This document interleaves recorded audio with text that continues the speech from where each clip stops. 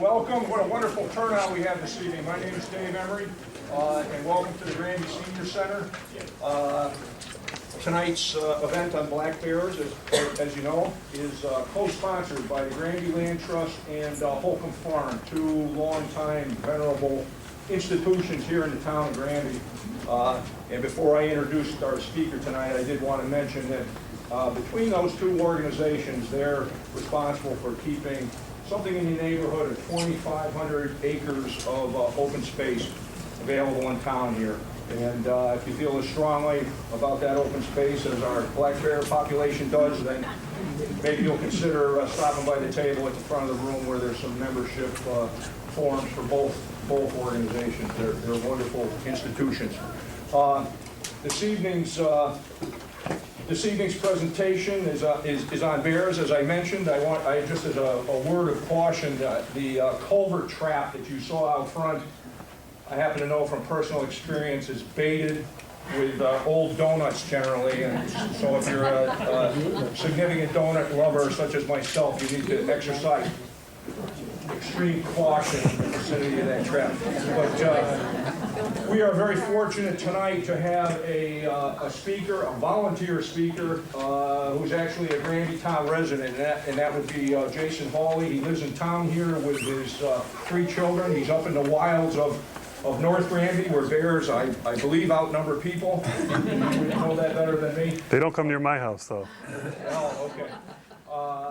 He is employed by the state of Connecticut, specifically the Department of Energy and Environmental Protection, to study our bear population. So we really have, I believe you're one of 2 individuals who do that, so we really have our hands on one of the experts here in the state who's also a town resident, so that's a lot of fun. So Jason is in charge of that research, and he'll be addressing us tonight. So please give him a warm welcome.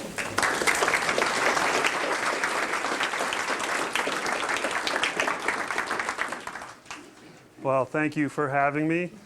Can everyone hear me in the back? Can you hear me all right? Because we do have a mic here, so if I start trailing off a little bit, just somebody yell and I'll either use the mic or talk a little bit louder. We also have a couple more seats up here. If there's any kids in the back that want to move up closer here, feel free to move up close at any time. So, yes, I'm a bear biologist for the state. So basically what that means is I spend most of my time, well, I wish I spent more of my time out in the woods. Most of my time is spent in the office these days. But I spend some time out in the woods working with bears. I do a lot of research.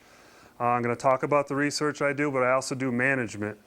In a state like Connecticut, where we've got a lot of people and a lot of bears, there's a lot of management that goes on. And by the end of today, even you kids up here, you'll understand what management means. And since this is a family-friendly talk, I apologize.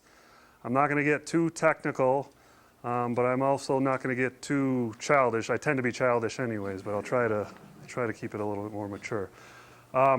So I'm going to give this presentation. If there's any questions, I'm going to leave plenty of time at the end. Hopefully I'll leave plenty of time. I tend to ramble. But even if people want to leave, I'll stick around afterwards. And then if it's not pouring rain, I have the culvert trap out there, and I'm going to give a little demonstration. Some of you guys, if you even want to set the trap off, I can show you how to do it. Whoever wants to do it, we can pretend like we're catching a bear. And then I even have some radio telemetry, and hopefully one of our resident bears who lives in this area, I know she was just up past Salmon Brook Park, and I was getting a signal on her earlier. So we're going to also, after we set the bear trap up, we're going to go out there quick with the telemetry and see if we can get a signal on her. See, we might get a signal right from the parking lot here. So, Jason? Yes? Is the mic a possibility? We had a request from the back.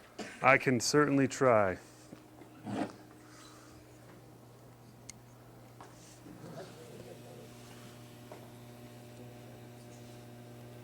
Hello, hello, hello.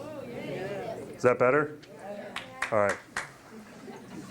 All right, here we go. So we're going to start from the beginning. So we're going to start with natural history, the boring stuff, guys. Natural history and biology, but it's the important stuff. So this is what Connecticut used to look like before Europeans came here, started cutting down all the trees. They brought livestock with them. What do livestock need? Food. Grass, right? So they cut a lot of the trees down, cut most of the trees down in Connecticut. Actually, about 80% of Connecticut at one point was open fields. So you see this, I believe this picture was taken, this is in Connecticut, and I think it's actually northwest Connecticut.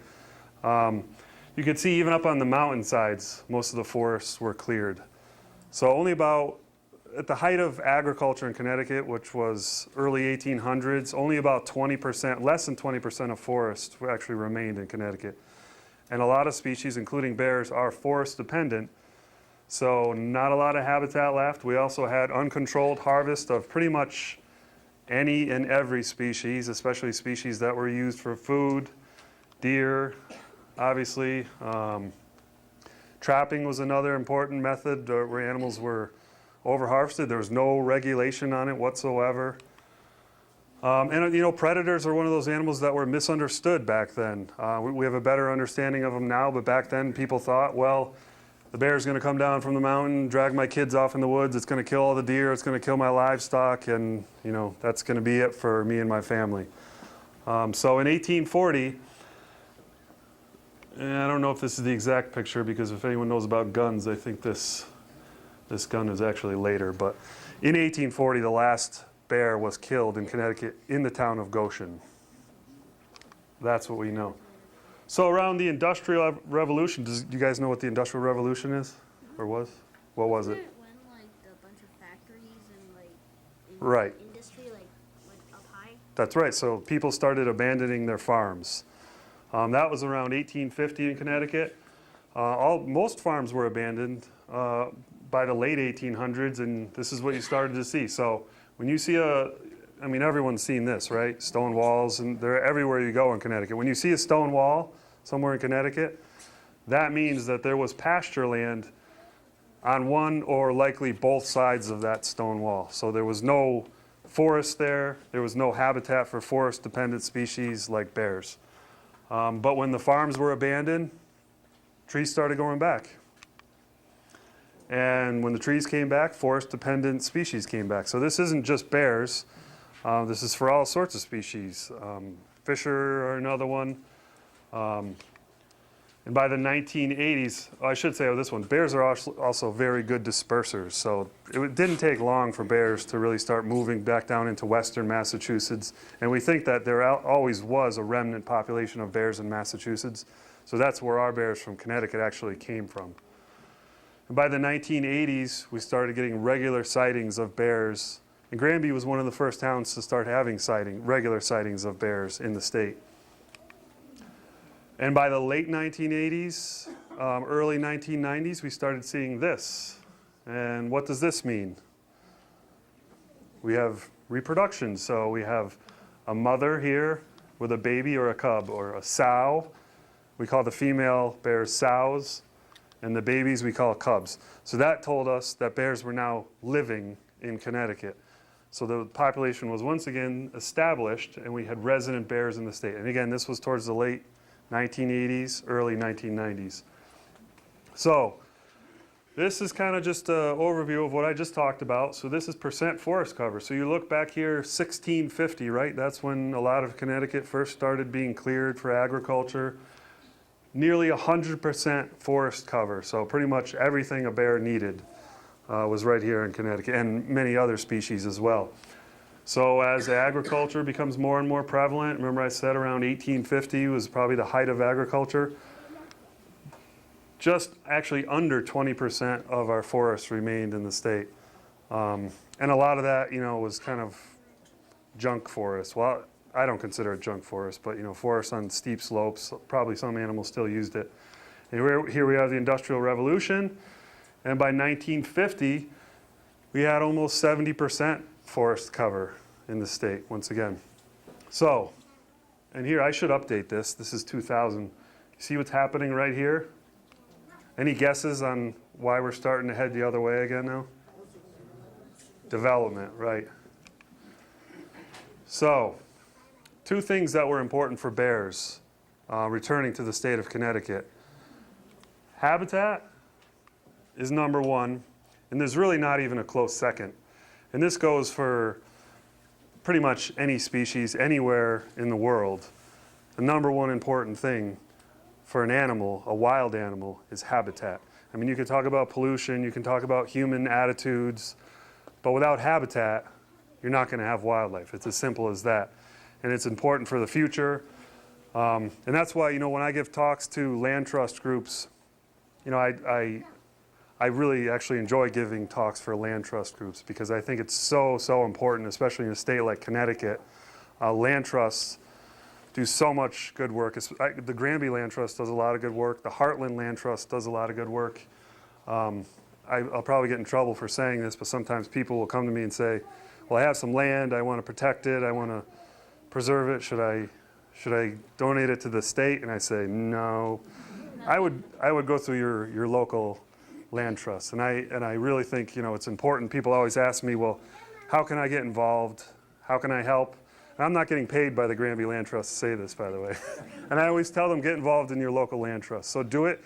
It doesn't necessarily mean, money or land, although that would be great too, but it's also your time, just in some way getting involved. So habitat is by far the most important aspect of wildlife conservation, especially in a state like Connecticut. Public attitude, also very important. We talked about unregulated harvest, people viewing, the big bad wolf, the big bad bear. We're more educated on these species, large carnivores now. So people understand them more and they don't always feel like they have to kill them. Although I will say some people are still terrified of bears, and that's my job. That's why I'm here. That's why I try to educate people that they don't have to be terrified of bears. But I'm also going to educate the other way. There are certain things you can do that can make a bear a little bit dangerous. So the interesting thing about bears is they actually have a fairly low reproductive rate, but they have a high survival rate of their young. So our bears in Connecticut, they reproduce every other year. So that means they have babies or they have cubs every other year. And in Connecticut, we average about 2.5 cubs per litter. And about 80% of those survive to 1 year old. So for a wild animal, that's extremely, extremely high survival rate. You rarely see that. And then they stay with their mom again until they're 1 year old. So they're born in the den the first year. They den with her again the next winter. And then right about now, April and May is when she kicks them out and they're on their own. And they still have fairly high survival rate in Connecticut. Cubs are very, very resilient. Even at a couple months old, they can climb like a squirrel. I mean, they can climb. Their claws are incredible. I don't know if any of you guys were able to come up here and take a look at these claws. And this is obviously an adult bear, but even adult bears, you'd be amazed, like a 450-pound bear can climb a tree as fast as a squirrel can. So they're designed to climb even at a young age. I actually have some bear claws here if you guys want to. In the front row, you guys can pass them around. Make sure you pass them down the row. And you can see how they're curled and really sharp, and that's what helps a bear grab onto the tree. It helps them dig. So they are amazing, amazing climbers, and they're survivors, even at a young age. This is what they're taught to do. When there's any kind of danger, their mom communicates with them, and they go right up a tree.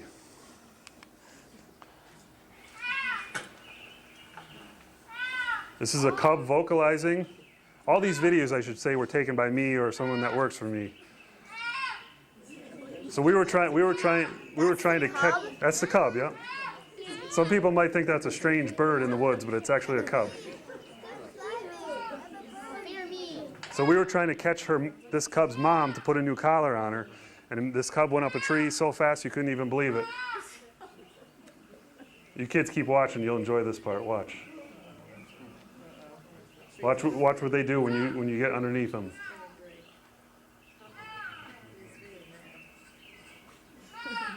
They have a defense mechanism. I swear this cub is doing this on purpose, but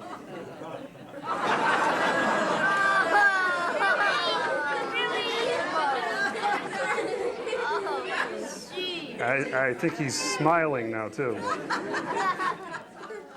I actually have had that happen to me by an adult bear, believe it or not. and it was, I won't get into details, but it was. Yikes. All right, so back to the boring stuff. Some things that we look at in the state. So we have to, my job is to monitor the bear population, so how it's changing. We look at sighting reports. People call us all the time, tell us they saw a bear. That helps us kind of keep an idea of like where bears are, where they're moving, where the range is expanding. Vehicle kills, we get about 40 or more, 45 vehicle killed bears every year. Damage reports, I can't even tell you how many damage reports we get. Bears, just yesterday we had 3 bears break into houses. Some lady came home and there was a bear in her kitchen. In her kitchen. So, you know, we did aversive conditioning on that bear, so they shot it with bean bags, you know, less than lethal rounds, and the bear just kind of wandered off, and, you know, they're getting used to it at this point. So, you know, it's becoming more challenging. My job is becoming more challenging. So direct population information, this is what we spend a lot of time doing in the winter.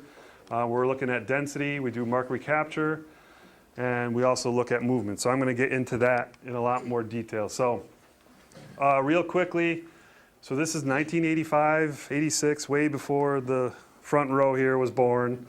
This is when bears first started coming into the state. So you can see these pink towns. I think, yeah, so Granby, Heartland, Barkhamsted, that's kind of where bears first started coming into the state. But that's probably less than 10 sightings in that year right there, so not a whole lot. Fast forward 5 years, start to see the population localize up here in the northwest part of the state, 95, 96, 2001, 2002. You can see Barkhamsted, Granby, that's 51 to 100 sightings. 2003, 2004, those real dark red ones, those are over 100 sightings for that year. But keep in mind that that's a little deceptive because it doesn't mean that there are more bears in Granby and what's that, Simsbury? It doesn't mean there are more bears there. It means there's a lot of people there and a lot of bears there. So people are seeing the bears, they're complaining about the bears, they're calling us about the bears. So I guarantee you there are more bears over here, just not as many people to see them. So 2005 or 2007, 2008, you can really start to see the core area here again. But again, there are certainly bears west of there at this point. And I think this is my most recent map. I don't have a lot of time, so I haven't updated this in a couple years. But again, you can kind of see what's happening and now see how there are sightings pretty much statewide. So that doesn't mean we have an established population. Our established reproducing population is still here, but we're starting to get some reproduction down here in south central Connecticut and then up here in northeast Connecticut.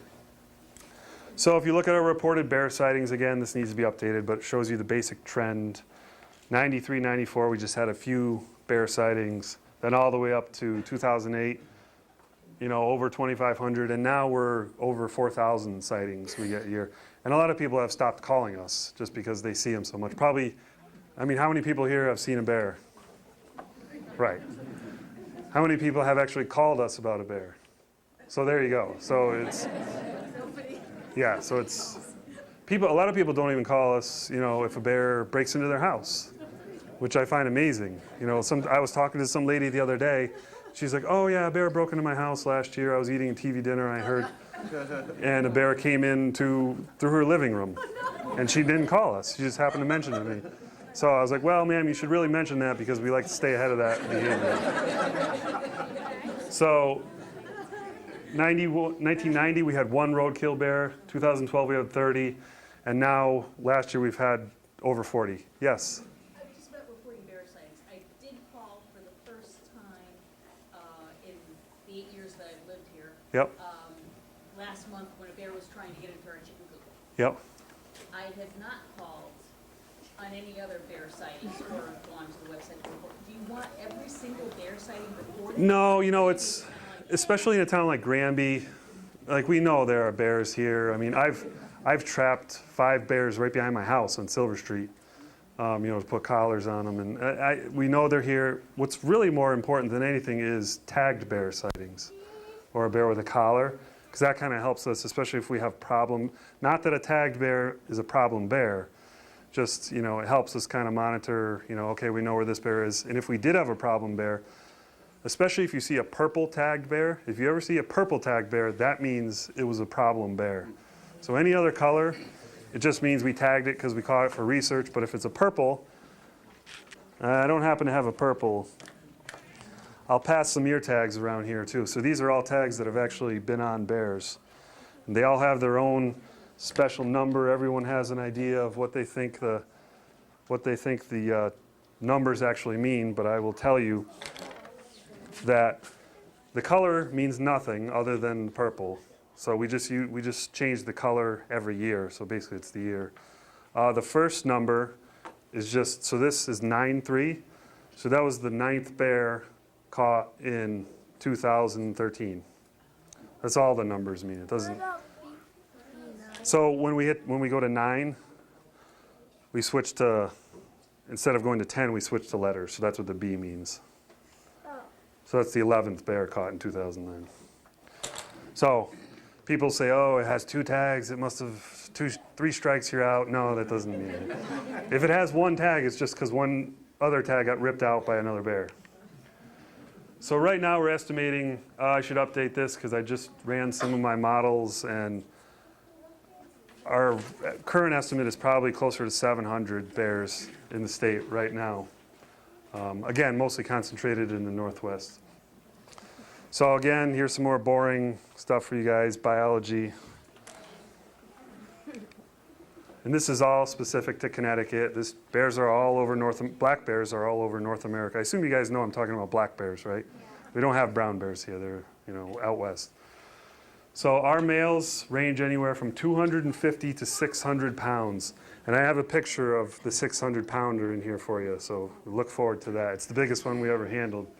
Our females are anywhere from 110, and I should change this because we handled a 390-pound female a couple years ago in Simsbury, which I've never even heard. You know, we talked to bear biologists in other states. I've never heard of a female anywhere near that big. Yes? Well, when I was like 5 or 6, there was like, there was a black bear when I was like 6, and then there were like 5 bears in my backyard, but not at the same time. In our backyard, rubbing. Do you live in Granby? No, I live in like Dyer Ave. Oh, okay. And then there was like a few bears going through our trash. Oh yeah, they love to get in trash. I'll talk about trash and how you can keep bears away from your trash. So breeding starts from in late May to August, so that's usually the only time you'll see 2 adult bears together is during that time period. The male will follow the female around for many weeks. They tend to be a little more aggressive that time of year, not towards people, but more towards each other. And the young, so the cubs are born in the den in early January. So they're born tiny, pretty helpless, just about a pound, and they spend their first 2 months of their life in the den with her. Very similar to a human baby, which I know because we have one right now. And they just sit there and cry all night long, and then the mom moves them around, and the mom feeds them, and that's basically what they do for the first 2 months. But they should consider themselves lucky because ours do it for the first 8 months. So 1 to 5 cubs every other year, and breeding age is anywhere from 3 to 4, sometimes 5 years old. Does everyone know what this is? Skunk cabbage. Skunk cabbage. So this, right now, this time of year, this is the #1 most important food for bears in Connecticut. This is basically the only natural food item that they really, really concentrate on this time of year. So when we have our GPS collars and we're downloading our data, this time of year, we just see location after location in wetlands. They just sit there in the wetlands with their cubs and they eat skunk cabbage. When I say natural foods, obviously, I'm not including birdseed and garbage. They still love that because they can get a lot more calories from birdseed and garbage than they can from skunk cabbage. And then as we move on towards the summer, blueberries become a very important food source. And then even later on, blackberries and raspberries, extremely, extremely important. Do you guys know what this is? Acorns. So this is by far the #1 most important food source for black bears. There's, again, not even a close second. So we can actually look at cub survival and cub production just based on our acorn mast production in certain years. So if we have a poor acorn year, oftentimes we'll see less cubs and lower survival of the previous year's cubs. So extremely, extremely important for our bears. So this is a bear we were able to sneak up on. This is very rare to sneak up on one like this. She was making so much noise digging that we were able to get probably within 10 yards of her. Does anyone know what she's digging for? Acorns. No, look closer. Insects. Some of you woodsmen here should be able to see what. Yes, beech nuts. So another very important crop, food item. So you see how she picked her head up? She smelled us. So even though she didn't hear us or see us, she caught a. See her run over. See her cubs there. She puts her cubs up a tree. That's very rare to be able to get that close to them. But beech nuts are another. It's often in Connecticut when acorns fail, we'll have a decent beech nut crop, and that kind of holds the bears off. And they'll feed on beech nuts straight through the winter if there's not a lot of snow and into the following spring. We'll see them, just constantly in these areas because beech nuts will persist on the ground throughout the spring, as will acorns as well. So she's just trying to figure out how we got that close to her. Because again, I spend a lot of time trying to get close to bears, and I can tell you it's not easy. Bears are opportunists. They'll pretty much eat anything. Insects. People often think they're going for honey when they go after bees, but they're more going after the bees than the honey. They love insects. Everyone's probably seen in the woods, right, where the logs are all dug up. That's a good way to tell there's a bear been in the area. Logs rolled over. When you see that, or even rocks, yes. Connecting to what you said about how bears eat almost anything, one time a teenage bear broke into our garage and tried to drag away a bag of cat food. Oh yeah, I believe it. They have good noses. They can smell that stuff even in your garage. Let's hold. You guys remember your questions, and I promise I'll leave some time at the end where we can ask all the questions. Okay, just try not to forget them. All right. Maybe you got a piece of paper you can write them down. Bears will take deer, especially fawns, this time of year. We're doing a study up in northwest Connecticut, and we're finding pretty high mortality of our fawns from bears, and actually bobcats too. So they will take fawns. Some studies have shown upwards of 30% of the fawns are killed by bears. They're also scavengers. This bear didn't kill this animal, it's just scavenging. Again, they're opportunists. They're going to take easy calories if they don't have to run after it and kill it. So in the winter, there's not a whole lot of food for bears. So what do we think bears do in the winter? They find a den, right? Bears aren't really true hibernators. They actually go into what's called a torpor. So their heart rate does lower and their body temperature does lower a little bit. But they're not true hibernators. They're actually awake. They can get up and run at any time. And part of the reason for that is because, like I said, they have their cubs are born in the den, so they have to be very alert. They're constantly moving their cubs around. And it's pretty amazing how bears can stay warm. Did anyone come over here and feel the fur on this bear? How thick it is? Well, if you didn't, come up afterwards and feel it. And really, that's all they need to stay warm. So remember some of those really cold days this winter? All our bears were just laying out there completely warm just because of their natural fur coat on them. So they obviously don't wear any jackets or anything. They're just sitting there. Some of them don't even climb underneath something. The snow just piles right up on top of them and they're able to stay warm. So it's pretty amazing. So what we do in the winter, well, let me just go through this real quick. So different types of dens that we have found in Connecticut. Most of our dens are what we call slash piles or down trees. So it's basically something you just wouldn't even think of. You'd walk right by it in the woods. Sometimes we see these rock dens, which we call Hollywood dens. You know, people think of like the big cave with like 20 bears in there, and you know, that's really not the case. It's usually one male bear or one female bear with her young. Some other different types of dens we see are tree dens. These can be difficult, especially someone my size trying to, you know, slither down in trees like this and see the cubs all the way down there in the bottom. So what we're doing is we have a sample of 35 radio-collared female bears, and I have some radio collars here you guys can look at, and I'm going to talk a little bit more about what these radio collars actually do. But the one thing that they do for us in the winter is they allow us to find all our bears. And so we go in, you know, they're laying down in their den, and we have to tranquilize them, obviously, before we can handle them. And we take the cubs out of the den. We measure the cubs. We determine whether they're male or female. We put little pit tags underneath their skin. And that way, when we go in the following year, we'll see them as yearlings, and we get our survival rate. So we're getting information on reproduction and survival through our winter den work. So some of our dens just look like this. This is just a bear laying down in some thick laurel. There's really not a whole lot of cover. Right, that's the whole point. Sometimes you can't even see them. This is a bear laying under a log. This is another one under a log. This is a slash pile den. This is more of what we would call the Hollywood style bear den. See that? See the collar on the bear in there? And sometimes these males will come out and even sun themselves, you know, in the middle of January on a warm day. This is another type of den called a dugout den. This is more rare. This is where the bear actually digs into the tree or into the ground, and this was actually a female that had 4 yearlings.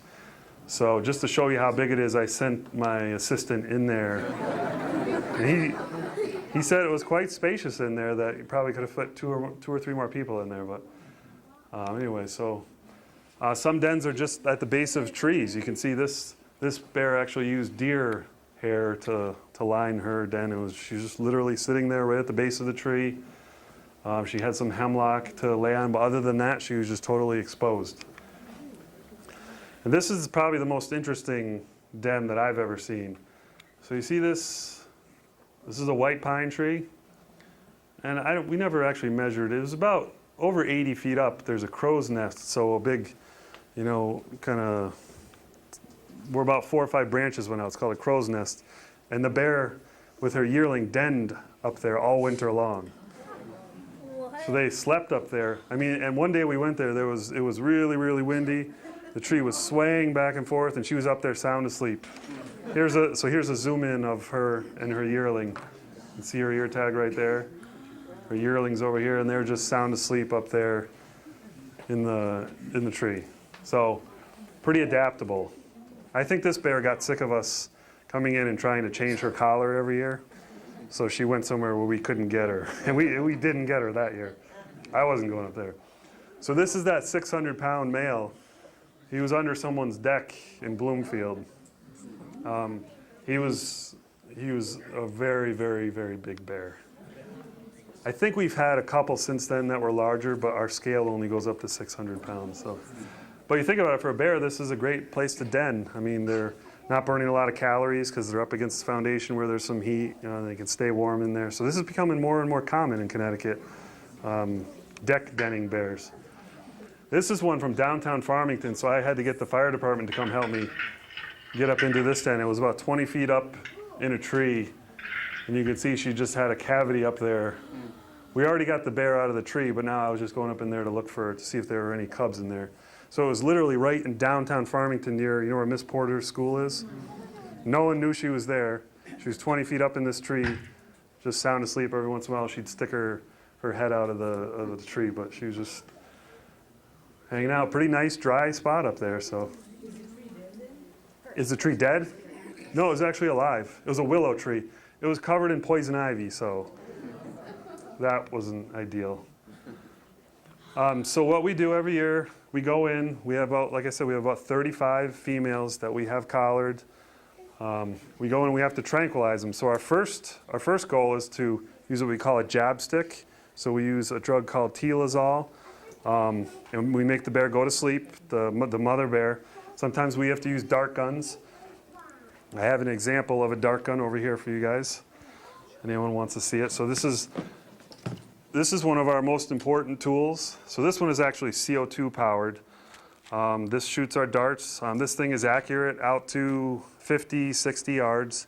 So usually we have 1 or 2 people approaching from both sides with a dart gun, and then myself or someone else will move in, and we actually try and climb right into the den and give the female an injection. And people say, oh, well, aren't you worried that the bear, you're going in there with her cubs, aren't you worried? And usually our concern is more of the bear running away, not so much the bear attacking us. I have had a bear run over the top of me to get away, but not to attack me. So it's very rare for them to be aggressive. Our concern is more of actually getting the bear. So these are the darts we use, if you guys want to pass those around. So once we get the female drugged, then even more fun begins, because we can't always, I don't know if did anyone see the story on NBC? Yeah, you saw it? Well, of course, when the cameras were there, they came out with us and we had the female drugged, and then I realized I couldn't get the female out of the den. So sometimes that happens, because sometimes they're way down in a cave, or this was one of those where it was extremely difficult. Sometimes they den in culverts. You see the bear way back in there? I had to dart her, and then she ran and we had to go get her from the other side. So it's always an adventure trying to capture our 35 girls, as we call them, every year. How long does it usually take for a dart gun to work? About 5 minutes. The younger bears tend to run. The older ones tend to just stay there. This is a younger bear without cubs, so you can see we're ready. We're about to give her the injection. You can't really see her because it's dark in there, but you'll see it in a second, trust me. So I'm sitting there with the dart gun just ready in case she runs. And she's not going to make our day easy today. So then we have to put a dart in her, and she eventually goes down, and then we have to drag her all the way back to her den and put a new collar on her. And so it's always an adventure. We do this pretty much. Like a bear. That was me. I was trying to scare her back into her den. Sometimes they'll go back in. So we do this pretty much from mid-January until we just did our last den like last week. So it's becoming quite a job. This is what a lot of them look like. This is an older sow, so you can see you see her ears sticking up there? So I just injected her right in the neck. So that's the best place to get her. And usually the drug reacts, they react quicker to the drug when you get it closer to their head. And she actually stayed, like I said, the older bears, they don't want to run from their cubs. They want to stay there. So they're a lot easier. And that's what most of them are like. We sneak up on them and we inject them with the jab stick, and eventually they go down. But, years where there's no snow on the ground, it can be extremely difficult for us, because when there's snow on the ground, they don't want to run. But some years in Connecticut, as you know, we don't have any snow on the ground, and it can be really, really difficult for us to capture all of our bears. So you can see, you can do whatever you want to try and sneak up on them. They know you're there. And if it's a young bear, see that? She's onto us. And she doesn't have cubs, so she has no reason to stay there. If she had cubs, she would probably stay there, because sometimes their maternal instinct is stronger than their fear of humans. But when they don't have cubs, then you're pretty much out of luck. You hear her huff a little bit that's kind of her letting us know that she wasn't happy with us being there. So this is something I did last year. This was cool. CBS with Scott Pelley came out with us, and I designed what's called the jab cam, where I put the GoPro right on the end of the jab stick. CBS loved this. They put it on their national nightly news. Just see the cubs in there? You can kind of see them. They're just kind of sitting there staying warm. So now mom's looking at us. Cubs are like, what's going on? And then eventually, after 5 minutes, her head slowly goes down, and then we're able to go in, pull the cubs out, pull the sow out, and take all our measurements and do what we need to do. I think that's the end of this video. Yeah. So this is what we find when we go in there. Bears actually build what's called a nest. It looks a lot like a bird nest. Oftentimes, in years where there's no snow, one way we know we're getting close to the bear den is all the ground is just bare all around. You can see it because they just rake everything in, whatever there happens to be. See, it's all leaves, sticks, stuff. They'll even break branches off. Mountain laurel, so oftentimes we'll see all branches broken off. That's how we know we're getting close to the den. And they build like a big bird's nest in their den, and that's what insulates them from the ground and keeps them warm. So this female has obviously been drugged. So it doesn't matter what it is. Whatever happens to be around, that's what they use to insulate.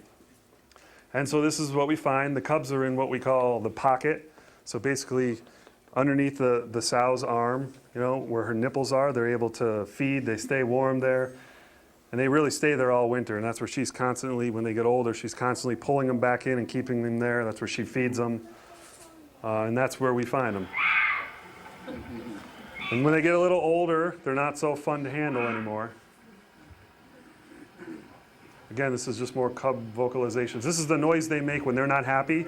So they're wondering right now why mom isn't coming to pull them back into the den and keep them warm and feed them. And obviously it's because we have the sow drugged and we're working on her. So we take all the cubs out, we weigh them. Again, they each get their own number with those little pit tags, just like the vets give to dogs nowadays. And then next year we can go in. Well, this is when we're too late. They turn into little Tasmanian devils. I still have scratches all over my arms from. So it was funny. These people, the property owners, you'll see them on the other side. They're like, "Oh, can we come with you and handle the cubs? Can we hold the cubs?" And we're like, "Sure." And this was like April 1st, so the cubs were starting to get older, and they're standing about 30 feet back, and they wouldn't get anywhere near these cubs. So it's amazing how quickly, because probably 10 days earlier, you could have handled this cub and put it in your jacket, and like within a 10-day period, they go from no fear of humans to they want to kind of scratch your face up. They already have that fear. See the people standing back there? They don't want to get anywhere near it. And that's the pit tag that we put in. That's what gives the bear their ID, so we can go in the following year and determine what bear that is. So that lady wanted to cuddle the cub, but not that day.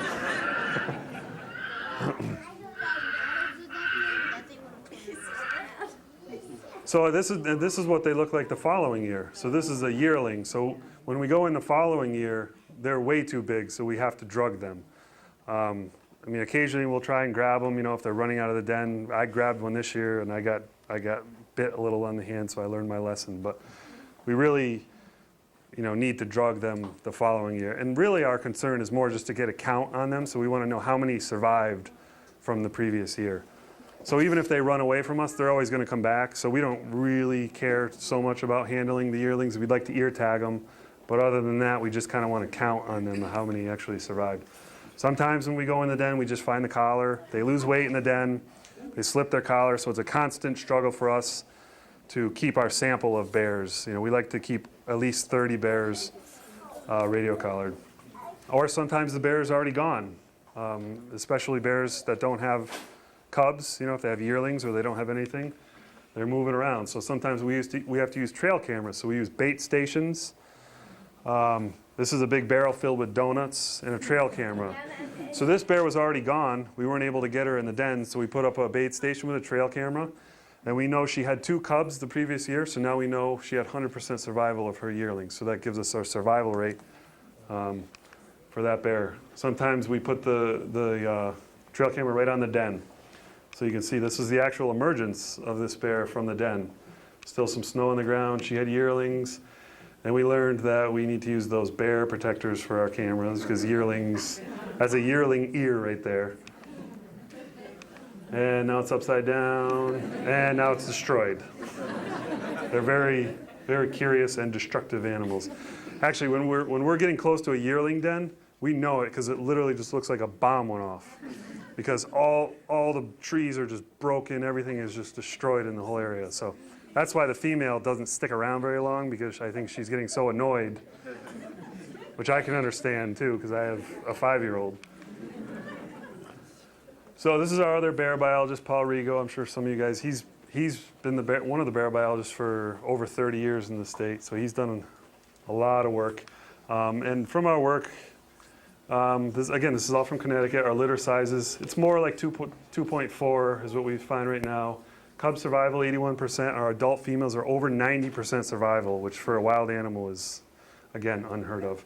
So our population is growing about 10%. So we'd expect it to double maybe in 7 years. So that's what's happening right now. Our population is growing rapidly. We have almost zero mortality in our bears other than vehicle kills. Occasionally we collar female yearlings. We haven't done it a whole lot lately just because we have so many bears collar, but in the den, in their maternal den, we'll put collars on them, and then the following year we'll put a larger collar on them. We do research trapping. In the spring, we use culvert traps like the one out there. We use cable restraints.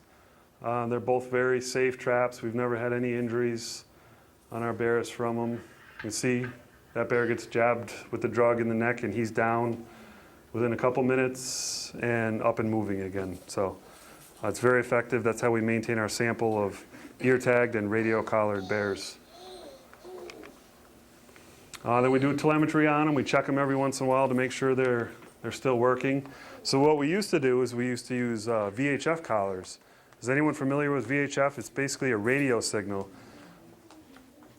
So you see these collars right here? This is a VHF collar. It's small, but all it gives off is a signal. So we need a directional antenna, which my antenna is right here. And the front of this antenna gives us a direction, so we can get 3 bearings from 3 different places, and that gives us what's called a triangulation. And that's a lot of effort, and if we were lucky, we were getting maybe 1 location a week on our bears. So you can see right here, that's a triangulation. These are the locations we were getting. Right there. So this was our location for this 1 bear in 1 year. So since we moved to GPS collars, does everyone understand what GPS is, right? So it's the same thing you have in your car. So this right here, it's a larger collar, it's more expensive, but with this we're getting a location every hour on our bears. So some of our bears were getting over 7,000 locations in a year, or 6,000 locations in a year, whereas we were getting 30. So the information that we're collecting right now on our bears is absolutely amazing. It's valuable, and the stuff that we're doing we're looking at resource selection, habitat selection. So here's the locations. So here's with the VHF collar, and here's with the GPS collar. And you can't even see all the locations here. I mean, a lot of them are covered up. So you can see from these, we think, oh, her home range is up here. And now we realize you can see how well defined her home range actually is. And it also saves us money because we're not driving around trying to get triangulations on our bears. So it's been a very, very valuable tool for us to switch over to the GPS collars. And we're able to determine home range. These are some of our home ranges on our bears. We've also been looking at habitat suitability. This stuff's a little bit boring, so this is family friendly, so I'm not going to get into this too much. The darker blue is the better bear habitat.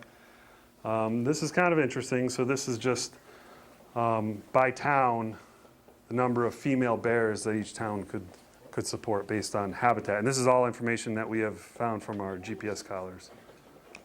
And that doesn't include juveniles either. So problem bears are not really problem bears until problem people cause problems. It's really true. I mean, bears do have personalities, and some of them are more apt to become, a problem bear, a nuisance bear, whatever you want to call it, a habituated bear.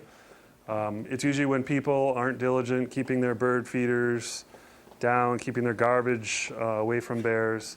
And that's never going to happen. People are never going to do that. I talk to people all the time, and some people don't care. Some people feed bears on purpose because they think they're helping the bears. And I say, well, in fact, I'll probably have to kill that bear because you're feeding it. And I don't like doing that, I don't like having to do that. So it's a very important message for people, not to feed bears, whether it's intentional or unintentional. Bears have big teeth. You guys probably looked at these teeth up here, right?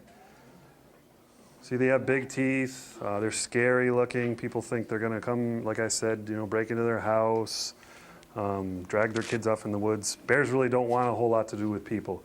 The reason they're around people is for food. To them, it's probably a calculated risk.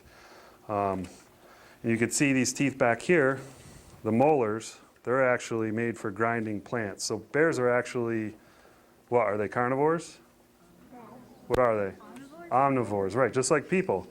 In fact, bears probably, well, we know in Connecticut, their diet is mostly berries, nuts.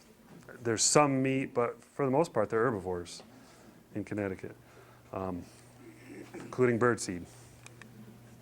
So, but we do have problems where they break into people's houses. This is a screen door. This lady had like 10 pounds of birdseed. You know, that's a good source of calories for a bear. A screen door isn't much for them. People leave dog food out. I mean, what do you expect is going to happen? You know, it's just, and then that bear becomes more and more food conditioned, more habituated.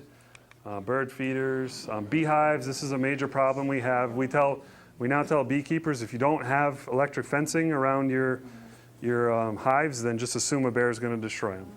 You have to just assume it. And we don't even set a trap if someone didn't have their hives protected. Yes? How many joules do you need in an electric fence charger to really keep? I honestly don't know. I know that I always refer people to the state of Vermont has a whole pamphlet and a PDF that gives you the exact layout for everything you need to protect your beehives. The state of Montana has one too.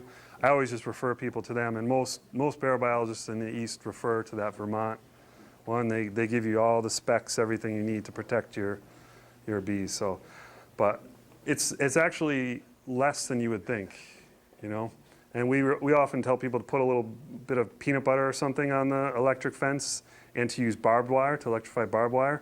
And the bears will lick the peanut butter and get zapped, and usually that's enough to keep them away. Some bears, it doesn't matter, no matter what you do. They're going to go through there. You can see the bear claw marks there. Sometimes they go after goats, horses, very, very rarely cows.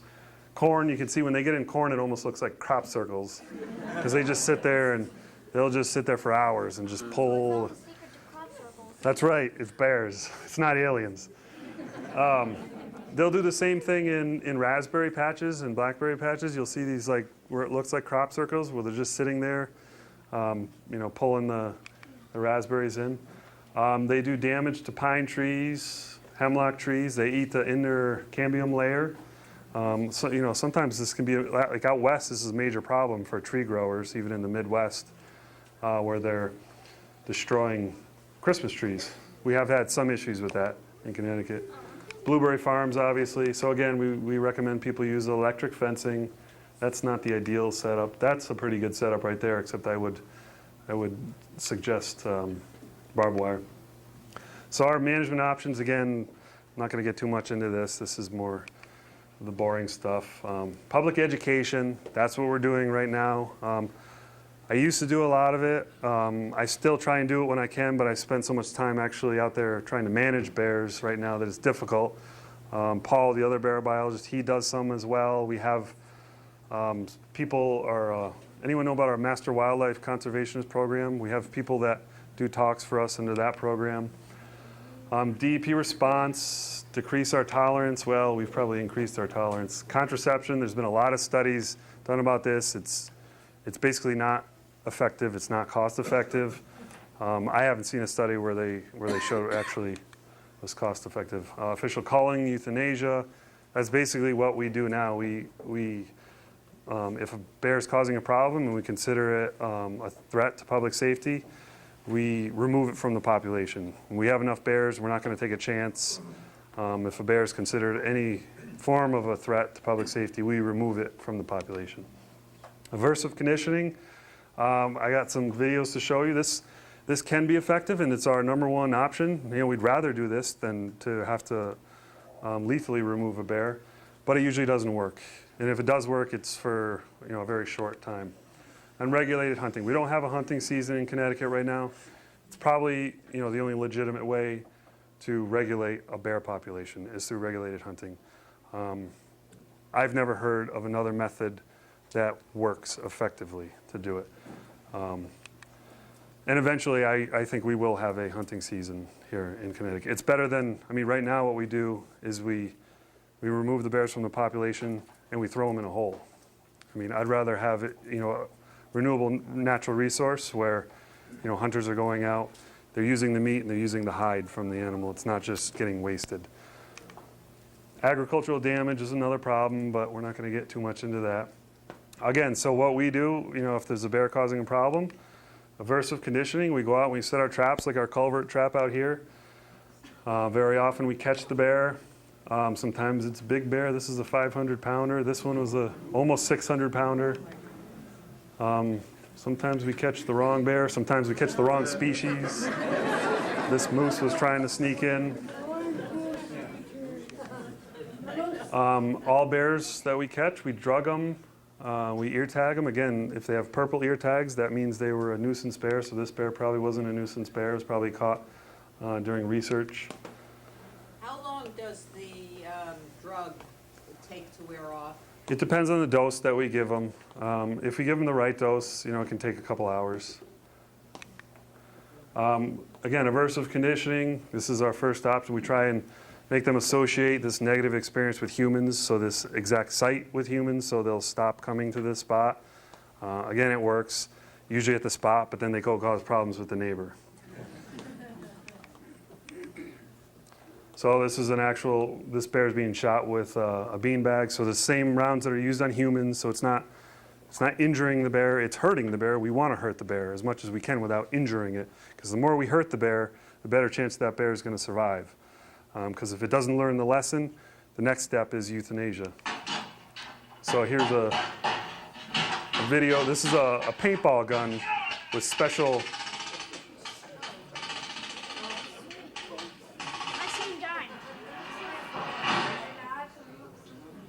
So it looks cruel, but that is probably saving that bear's life. That's an automatic paintball gun, the same type that's used by the military. They're hard training rounds, so they're hard plastic. They hurt, I can tell you, I've been hit by them. They hurt a lot worse than a regular paintball does, which is good. We want them to hurt. We don't shoot them in the face or anything. We're shooting them, in the rump. And they remember it. And it works for a certain amount of time. And then usually most bears will start causing problems again just somewhere else. All right, we're rolling. Sometimes it does work though. It's not always ineffective. 1, 2, 3.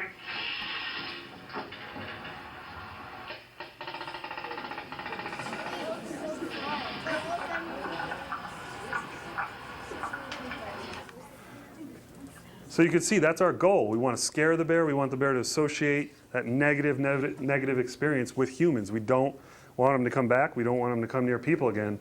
So we're trying to hurt them as much as we can without injuring them. And that's why we're yelling. We want them to associate everything with people. We want them to associate with the smell of people. And this one, he might know the drill, so I don't know.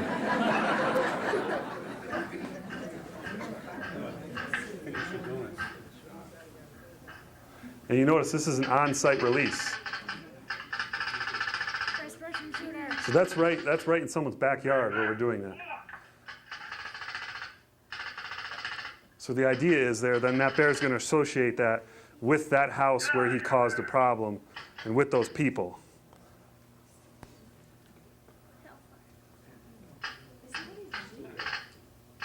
And again, I want to remember, this isn't injuring the bear. It's certainly hurting them, and it could be saving their life. Sometimes bears get into urban areas. That's also part of our job. We have to drug them. We shoot them with darts. We always put up nets so we can land them in the nets.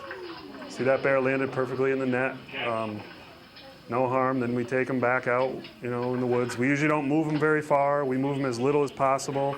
If they're too high in the tree, we usually don't even drug them. We just leave them there and hope they'll come down, the next day and go up a smaller tree. We had to take one out of Torrington today. It was right in downtown Torrington. It was up a tree, and we had to drug it and take it out of the tree.